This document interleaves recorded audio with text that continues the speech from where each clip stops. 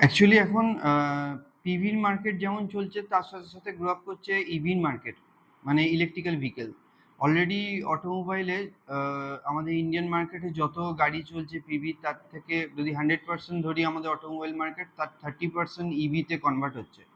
তো টাচউড সব থেকে বড় ব্যাপার হচ্ছে টাটা মোটরসের ইভি গাড়ির সংখ্যা বেড়েছে ইন্ডিয়ান মার্কেটের ক্ষেত্রে, এবং সেক্ষেত্রে দেখা গেছে যে ইভির যতটা চাহিদা, ইভি গাড়ি যেরকম সেল হচ্ছে, তার ওপর কিন্তু তার সার্ভিসটাও দরকার। এই সার্ভিসের জন্য আমাদের ভালো ভালো ইভির ক্যান্ডিডেট দরকার। ইভির ক্যান্ডিডেট যে ধরনের আমাদের ইভির ট্রেনিং দরকার, সেই ট্রেনিংটা কিন্তু জস টেলিগ্রাফ প্রোভাইড করছে।